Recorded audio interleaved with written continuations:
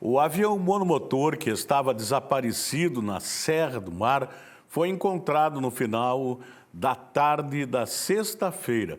As 3 vítimas foram veladas e sepultadas nesse fim de semana. Veja aí.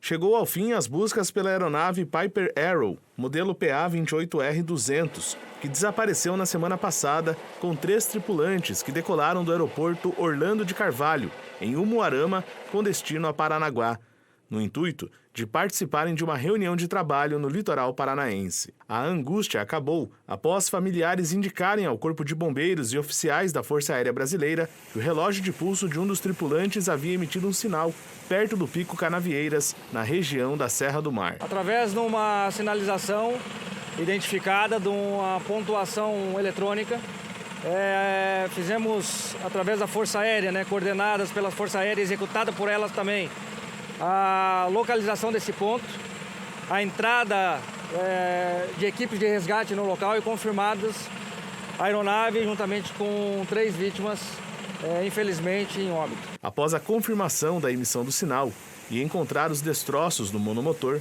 coube à Força Aérea retirar os corpos e encaminhá-los para o aeroporto do Bacaxiri, em Curitiba. Localização, a varredura aérea, posteriormente a infiltração de equipes de resgate, e a retirada lá dos equipamentos da aeronave, das vítimas, e a Força Aérea ainda permanece, o Corpo de Bombeiros ainda permanece, porque ainda nós temos atividades a fazer. Após 5 dias de intensas operações, nós tivemos aqui mais de 200 militares, civis, que auxiliaram nessa busca.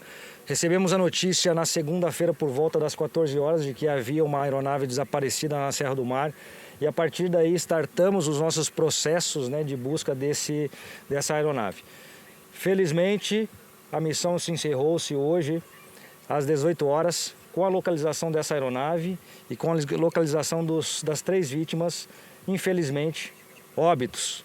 Nós estamos ainda na área, mas devemos sair logo em seguida com o sentimento de que a missão foi cumprida. Foram mais de 200 pessoas, mais de 15 instituições envolvidas, equipes intensamente num terreno de alta complexidade, de alta dificuldade. A aeronave ela foi localizada a uma altitude de aproximadamente 650 metros e nós estamos deixando esse local por volta das 18h30. E na coletiva de imprensa realizada, então, aqui no posto de comando do Corpo de Bombeiros, nós conversamos também com o comandante do 8º Grupamento do Corpo de Bombeiros do Litoral do Paraná, Franzato, para falar sobre esse painel, onde mostra onde aconteceu, então, todas as buscas, aqui em relação a esse monomotor. Esse aqui é um ambiente onde se desenvolveu realmente a missão. Nós temos 2 cadeias bastante altas de montanhas, a Serra da Prata e a própria Serra do Mar. Nesse vale, entre essas 2 montanhas, era o nosso local, ponto onde o último ponto onde a aeronave realmente emitiu o sinal e fez o contato com o sistema de radar.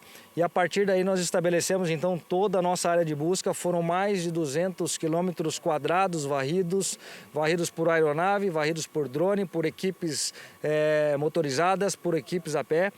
E nós tivemos ao longo desse terreno, no mesmo dia, mais de 20 equipes direcionadas e distribuídas em torno dessas áreas. Todos os pontos adjacentes a essas áreas também eram verificados. Muitos moradores relataram que viram a aeronave a baixa altitude, outros sentiram o impacto, e as únicas que sentiram impacto foram após a Serra da Prata, em direção ao mar, em direção à Bahia. Então era um fator importante que nós havíamos considerado, e aqueles que sentiram, que ouviram o som, estavam ao longo dessa cadeia do vale, entre as 2 cadeias de montanha. Então as operações se desenrolaram nesse ambiente. Por vezes fizemos infiltrações na parte aérea desse morro, a 4.600 pés aproximadamente.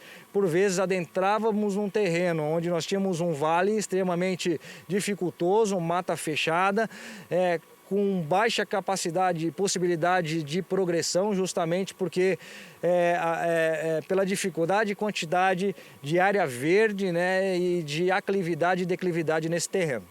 Bom, 2 pontos a serem observados. O primeiro é a tecnologia, um GPS de um pulso, né, de um relógio que estava com um dos tripulantes, e a distância da onde houve o último sinal, até mesmo para a chegada, né, de onde ele caiu, a chegar até Paranaguá, onde era o seu destino.